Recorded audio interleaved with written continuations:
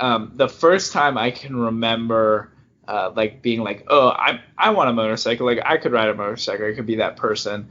It was the scene in Benjamin Button, and there's a scene of Brad Pitt riding like a retro motorcycle, and I was like, I want to look like that. It's like the nerdiest thing ever, but I was like, that's cool. Like I think that would be fun.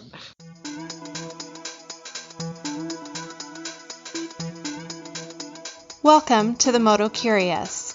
We're here to increase access and inclusion in motorsports, especially motorcycling, one question and answer at a time.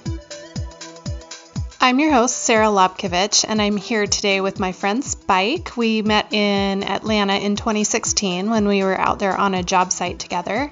And Spike has just shared with me that he's getting into motorcycling. So I wanted to take a little bit of time to chat with him about his decision about his first bike, about his training so far, and then we treaded into some topics I didn't think we'd wind up talking about, like the time my husband got hit by a car and why I took a nice long break from riding a couple years in. But first, let's catch up with Spike's riding life so far.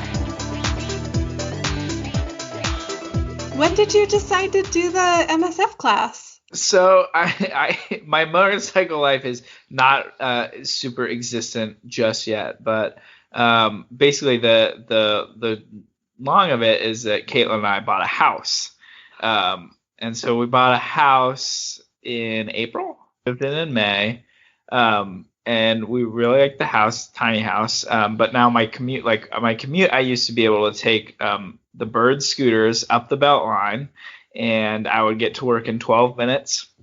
And I could take him back down the Beltline and get home in 12 minutes. And so it was super easy and super cheap to live in Atlanta without a car. But now it's like not very public transport accessible from where I am. And I'm taking like $10 lifts every day to and from work. So I really don't want a car. And so I was like, I'm going to try this motorcycle thing. And that was kind of always like a little bit of my plan. And then I signed up for the MSF course, and I said, all right, if this goes well, then I'll do it. And if it doesn't, then at least I've like figured out that this isn't going to work for me. And it was fun. It was a lot of fun. It went really well. I was the only person in the class to get a perfect score on both the written and the practical test. So I'm a big overachiever. Nice work. Yeah. So I felt good about that. And I felt like, okay, like I could do this. So mostly I've been doing my research, and I'm down to just a couple options on actual bikes, and I've pretty much got all my gear. So hopefully in the next few weeks, depending on what bike I get, I'll be kind of off to the races. I'm so excited for you. I was like I had to drive today because of work stuff, and I was getting in the car and I was thinking about being a motorcyclist in Atlanta with great envy because of the like year-round riding. I mean, right. I ride year-round here in Seattle, but it's a very different experience to be a year-round rider in Atlanta versus Seattle. Right. Well, when I was looking at gear, I was really making sure I had stuff that could like sort of dual purpose both summer and winter, because it's not like it gets super cold here. So the cold weather gear, I'm less worried about. It's the warm weather gear that's like, I got to make sure I have lots of vents and lots of stuff that'll keep me cold while I'm sitting in 90-degree heat, yep. The 5-mile-an-hour traffic. Well, what bikes are you thinking about? You said you've got it narrowed down. Yeah, so basically budget was like a big factor for me because we just bought a house. And so I wasn't trying to add a big monthly payment on top of another big monthly payment. And I've always, because I'm just going to be riding around the city, I just kind of wanted like a cafe style, something with kind of a good retro feel to it. So nothing super sporty or anything like that, because I'll probably want to put some cargo on it, luggage, stuff like that. So I talked to a coworker who told me about CSC, California Scooter Company. Apparently they import these Chinese bikes, and they have a model called the SG250. And they basically will ship it to your door for about $2,500, which sounded perfect to me. And like the big knock against it is that it doesn't quite go highway speeds, which again is kind of perfect for me because if I ever do take it on the highway, I'm going to be on the downtown connector, and that's about a 30-40 mile an hour highway. So that's pretty appealing to me. But the only problem is that they are not going to be stocked again until mid-August. Oh, So I don't know if I can wait. I don't know if I can ride on the back of a Lyft for another month. yeah. And then I was looking into another bike that's about $1,000 more expensive, called the SSR Buccaneer, which is also a Chinese bike, but has a bunch of good reviews, is really nice, high quality, and will go highway speed, so that is a benefit. Mostly I've been doing a lot of like review reading and YouTube watching and stuff like that, and basically trying to figure out, is there anything sort of alarmingly wrong with either of these bikes? And I figure if it holds up for a year or 2 years, I've kind of got my money's worth out of it. And by that time, hopefully, I feel confident enough as a rider that I will, maybe upgrade or invest in something a bit bigger. But both of those models, I'm kind of like, all right, if I drop it, like I'm not gonna hate myself Yeah. a lot, So that's kind of where I'm at. That's awesome. I'm always glad when I don't have to talk friends out of super sport leader bikes as their first bikes. Right. So I'm a little relieved. Yeah. It's Chris and I go back and forth. Like he's a big bike guy and I'm a small bike girl. And I ride big bikes now, but but we've had at times a garage full of FC1s, Yamaha, the big Yamaha leader bike, but it's not a ton of power. It's not. So he thinks of that as like a great starter bike. And I agree with him that it's a great starter bike. And I also think for me, anything you can do to make it as easy as possible to ride when you're starting out is and smaller, lighter, even for a dude, smaller, lighter is easier when you're starting out. My question about those is there a service network in your area? Yeah, so the SSR does, there's a dealership. It's a bit north, but they will service it with parts. With the CSC, they actually don't have any factories or stuff, but they'll ship you parts. They have an owner's manual. They'll walk you through. They've even have commitments. If you take it to a bike shop that'll work on it, they'll work with the bike shop. So everything I've heard about them is sort of you're gonna learn to do some stuff yourself, but it's all pretty easy and they're super responsive. So that is one of the downsides of the CSC model, but there is that allure of knowing what the I'm doing. Oh yeah. Maintenance. So that's definitely both a pro and a con. That's one of the things on my, because I've ridden for 20 years and almost 18, and I can change my own oil.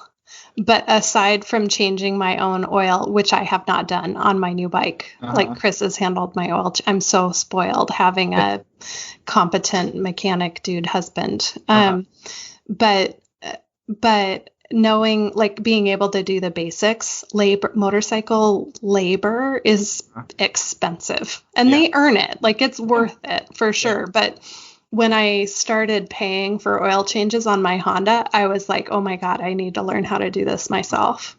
Sometimes with certain bikes, service proximity makes the difference. Right. With those, I think it's just the decision of a couple horsepower. Right. My thought is it's nice to have a little extra. That's kind of the direction that I'm leaning. Yeah. Because then, I won't sort of age out of the bike as quickly as I might. Yeah. A couple extra horsepower doesn't sound like a lot, but when you're talking about a bike in that horsepower range, that couple extra horsepower is going to be nice when you need it.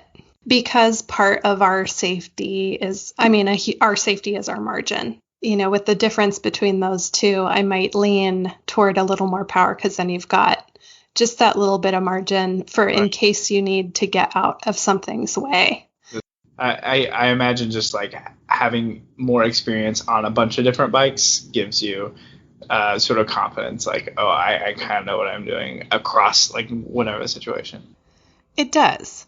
But when you're starting out, I would rather have folks start with a bike that makes riding simple, easy, that eliminates friction in the system of getting the bike out to ride. Like, it's stuff that people don't think about. My husband's a big advocate of FC1s as starter bikes, for example, or there's the go-tos of SV650s and that middleweight naked class.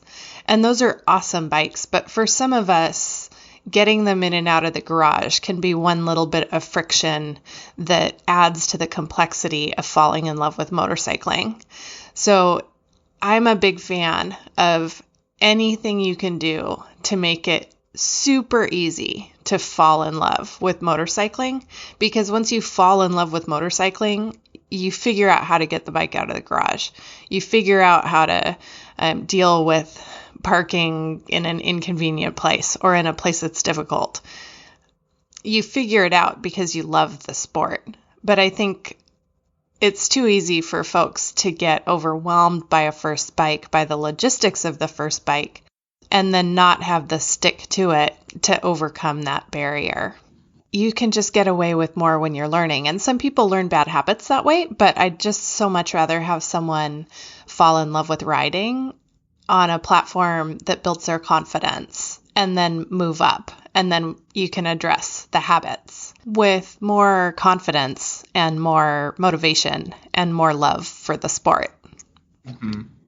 I'm so excited for you. Yeah, I'm really excited. I think Caitlin's way less excited than I am. But part of it too is just going to be like the big difference for me will be having the freedom to go where I want when I want a bit better, which I think will make it different. And I've already just started thinking about like how much fun it'll be to go out and ride, and even to just go practice figure eights in the parking lot and all of that, unsexy stuff that you sort of do to get started. Yeah, I've started scoping out my parking lots. You might be able to find some of the motorcycle safety orgs teach on like community college campuses. So the range is painted in a parking lot at the college. Right. Like if you can find a range that's out in public, that's a super sweet spot. Yeah. And then the other thing I'd say, like I did my basic training and then I started riding and I started scaring the out of myself every time I rode. And so it was hard for me to get confident enough to feel safe as a new rider. And I stopped riding for a few years after I had a few close calls and then was like, this is too scary.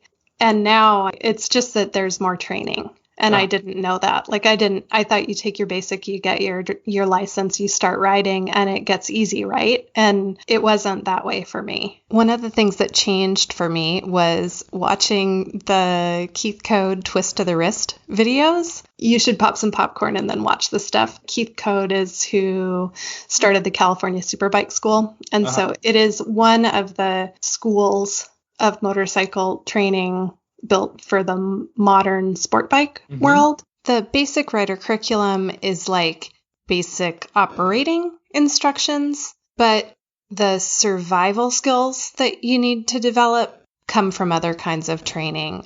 There's a lot more out there in addition to the basic rider course.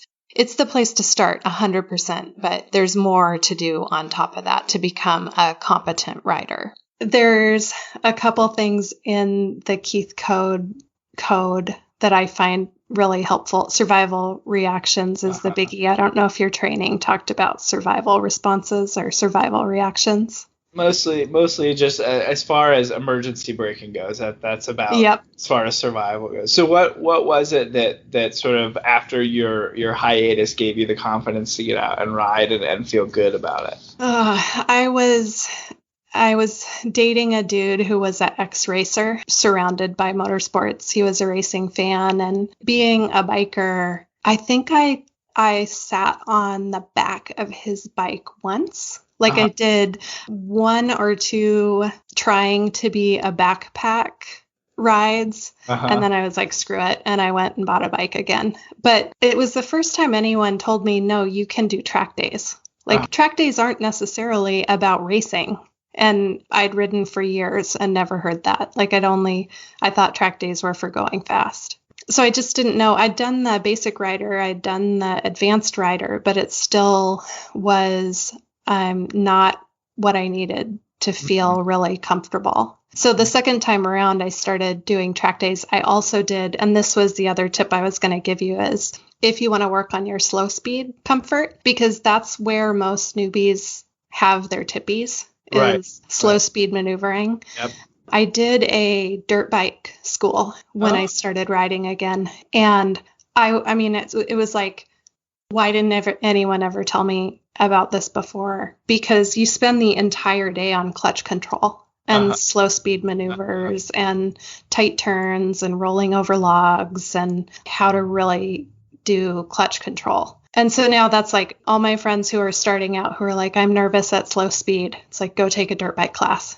It's really fun also. It sounds fun. Yeah, it's just really fun. But the confidence that I got in a day on a dirt bike made me a 75% happier street rider. And then the margin that I built riding track days very slowly, painfully, like excruciatingly slowly, was another 25%. To where now, like, I mean, it's taken me a few years to get competent. I was not a natural, but now I'm having a lot of fun. Yeah.